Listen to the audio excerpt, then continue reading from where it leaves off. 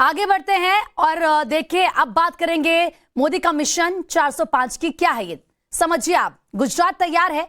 आज भूपेंद्र भाई पटेल अपने मंत्रिमंडल के साथ मंत्री पद की शपथ भी लेंगे, मुख्यमंत्री पद की वो शपथ लेंगे। तैयारियां भव्य है। मोदी का एक टारगेट गुजरात में पूरा हो चुका है, रिकॉर्ड तोड़ विजय का।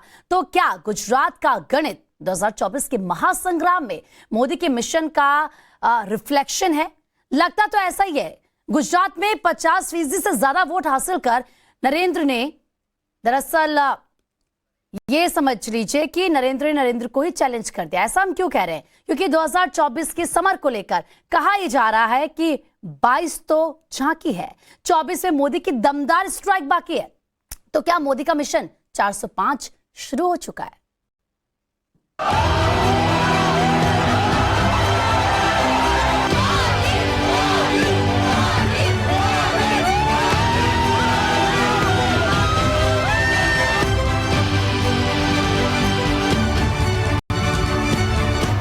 भारतीय जनता पार्टी जनता जनार्दन पर भरोसा करे।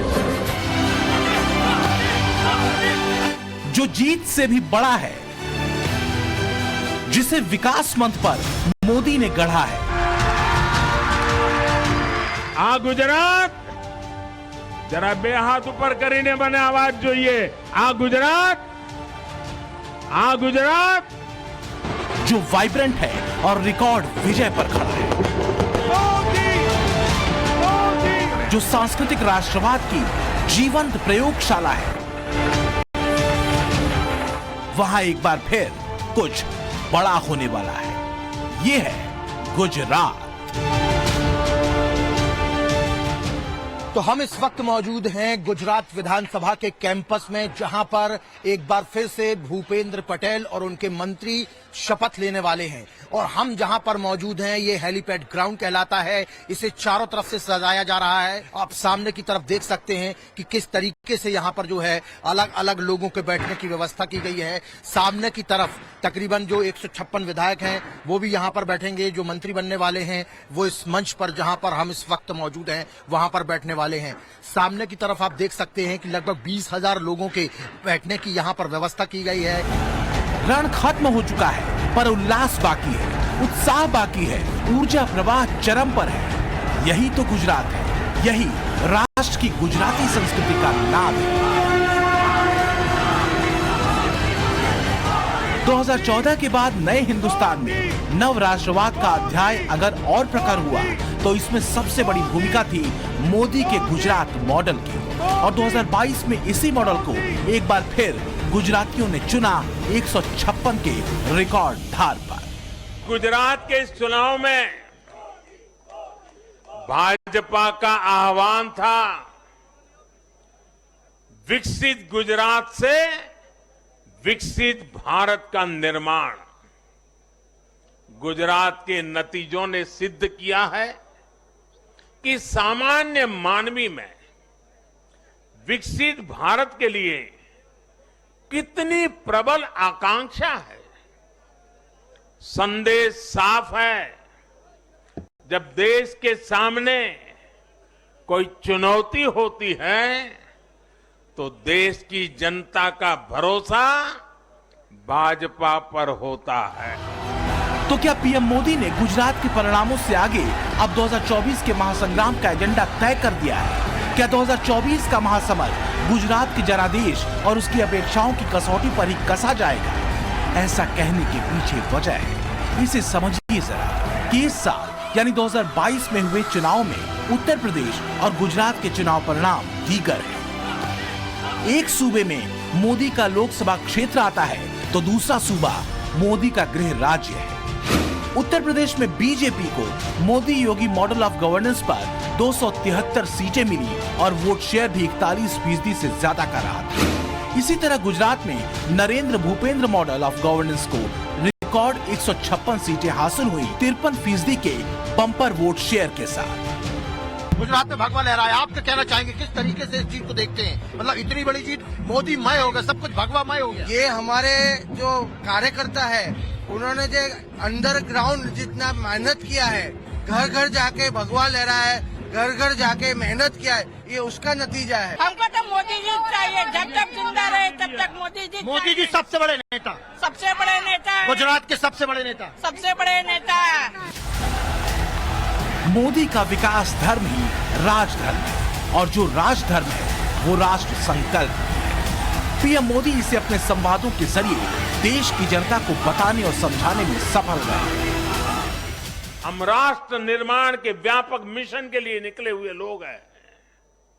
इसलिए सिर्फ 5 वर्ष के राजनीतिक नफा नुकसान को देखते हुए हम कोई भी घोषणा नहीं करते।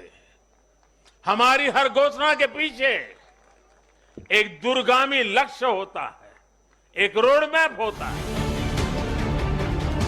राष्ट्र निर्माण के इसी रोड मैप ने गुजरात की जनता का भरोसा जीता है। यही वजह है कि गुजरात में रिकॉर्ड जीत के साथ सत्ता के मंच पर आसीन बीजेपी शपथ ग्रहण समारोह को अपने संकल्प और संदेश के तौर पर देश के मंच पर रखना चाहती है। तैयारियां चौकस है। तो 156 विधायकों के साथ में भारतीय जनता पार्टी ने गुजरात में प्रचंड जीत हासिल की है और उस प्रचंड जीत का जश्न जो शपथ ग्रहण समारोह है मुख्यमंत्री का, वो भी आपको प्रचंड नजर आ रहा होगा। लगभग 20,000 लोगों के बैठने की यहाँ पर व्यवस्था की गई है। तमाम लोगों के खाने पीने की यहाँ पर व्यवस्था की गई है।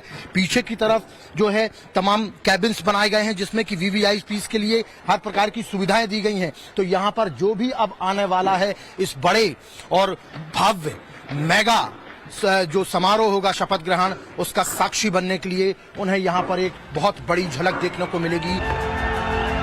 इसमें शक नहीं कि गुजरात में बीजेपी के हिस्से में लिखी गई बम्पर जीत के पीछे एक चेहरा था नरेंद्र मोदी का। अहमदाबाद में हुए पीएम मोदी के इस रोड शो ने रिकॉर्ड बनाया, क्योंकि 54 किलोमीटर लंबा ऐसा रोड शो अब तक किसी राजनेता ने नहीं किया था। इस मेगा रोड शो में मोदी ने 54 विधानसभा सीटों को कवर किया, जिसमें से 13 अहमदाबाद की सीटें थीं और 1 सीट गांधीनगर की थी। और मोदी के इसी अथक संवाद का नतीजा रहा कि गुजरात में एक और रिकॉर्ड बीजेपी के नाम हुआ। सबसे ज्यादा 156 विधानसभा सीटें जीतने का रिकॉर्ड। अब गुजरात सरकार के शपथ ग्रहण समारोह को भी भव्य बनाने की तैयारी है। तो ये एक मंच जिसमें शपथ ग्रहण होगा, बाजू वाला मंच जिसमें तमाम जो साधु संत हैं देश भर से आने वाले, गुजरात से आने वाले, वो रहेंगे। और सामने की तरफ एक और आपको मंच नजर आ रहा होगा, वो मंच वीवीआईपी के लिए है। ऐसा बताया जा रहा है कि प्रधानमंत्री नरेंद्र मोदी उस मंच पर बैठेंगे। उसके अलावा तमाम बीजेपी रूल्ड स्टेट के जो मुख्यमंत्री हैं वो यहाँ पर आने वाले हैं, वो उस मंच पर बैठने वाले हैं। केंद्रीय मंत्री यहाँ पर आने वाले हैं, वो इस मंच पर बैठने वाले हैं। उसके अलावा जो इनवाइटीज की जो लिस्ट है, काफी लंबी चौड़ी लिस्ट है, क्योंकि इस लिस्ट में योगी आदित्यनाथ का नाम शामिल है।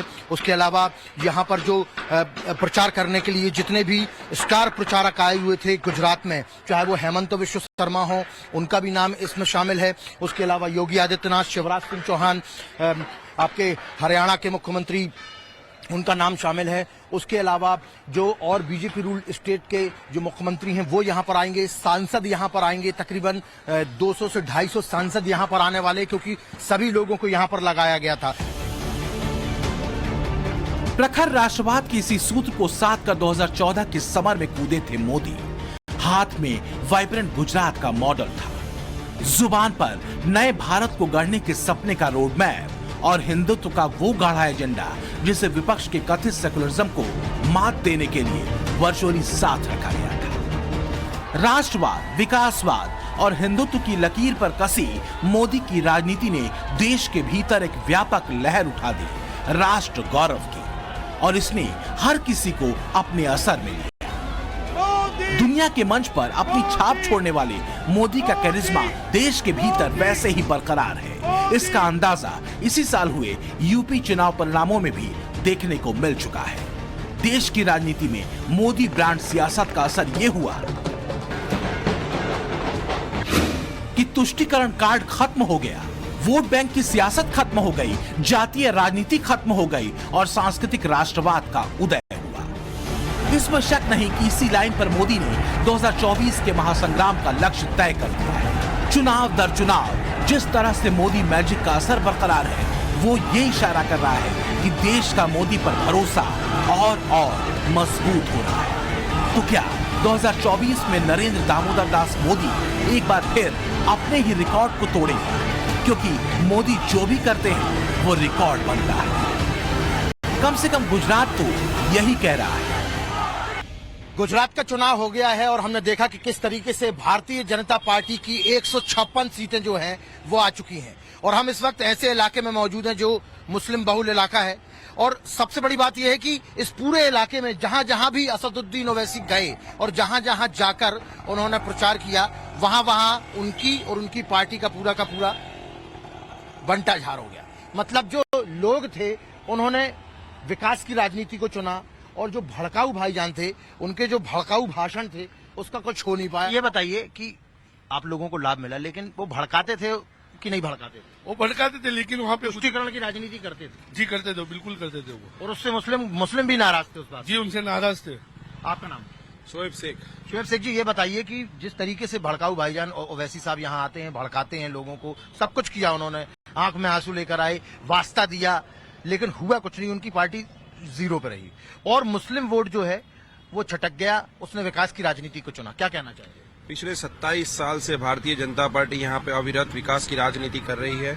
वो राजनीति नहीं कर रही है, वो विकास कर रही है। बस यही देखते हुए मुस्लिम समाज भी पिछले 27 साल में शिक्षण के मुद्दे से, स्वास्थ्य के मुद्दे से, कई सारे धंधे रोजगार के मुद्दों से मुस्लिम समाज का विकास हुआ है। इसलिए उन्होंने विकास की राजनीति को चुना और दरियापुर सीट मुस्लिम बहुमती होने वाले के बावजूद मुस्लिम मतदारों ने भी भारतीय जनता पार्टी को काफी हद तक मत दिए हैं। बीते 8 सालों में नए भारत ने मोदी युग को कई राज्यों के विधानसभा चुनाव में कसौटी पर कसा और देखा है। सिर्फ गुजरात और उत्तर प्रदेश को मिलाकर अगर देखें तो गुजरात में 26 और यूपी में 80 लोकसभा सीटें हैं। दोनों को जोड़कर यह आंकड़ा 106 सीटों का होता है। इन दोनों स्टेट्स के सद जाने का मतलब है 24 के महासंग्राम में एक बड़ा आधार। और इसलिए कहा जा रहा है कि 2022 तो अभी झांकी है, 2024 की तस्वीर बाकी है। तो क्या मोदी अब विजय से भी आगे नया रिकॉर्ड बनाने के लिए निकल चुके हैं? और मोदी को लंबे रूट पसंद है, राजनीति का कोई शॉर्टकट नहीं। मैं महाराष्ट्र के लोगों को, देश के लोगों को भारत की राजनीति में आ रही एक विकृति से सावधान भी करना चाहता हूं। ये विकृति है शॉर्टकट की राजनीति की। ये विकृति है राजनीतिक स्वार्थ के लिए देश का पैसा लुटा देने की। आज अगर भारत ब्रिटेन को पीछे धकेलकर दुनिया की 5वीं सबसे बड़ी अर्थव्यवस्था बना है तो इसमें मोदी के मेगा विजन का रिफ्लेक्शन दिखता है।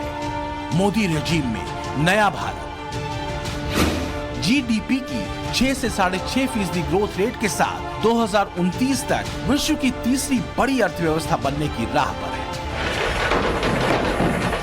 मोदी विजन मोदी का नरेशन है जिसमें सबसे ऊपर नेशन है और नेशनल इंटरेस्ट।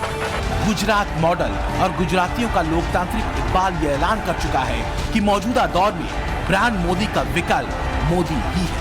फिलहाल गुजरात सीएम भूपेंद्र के शपथ ग्रहण के लिए तैयार है और गुजरात को अजेय नरेंद्र के समारोह में पहुंचने का इंतजार है। हिमांशु तिवारी के साथ bureau report, times now, Navbharat.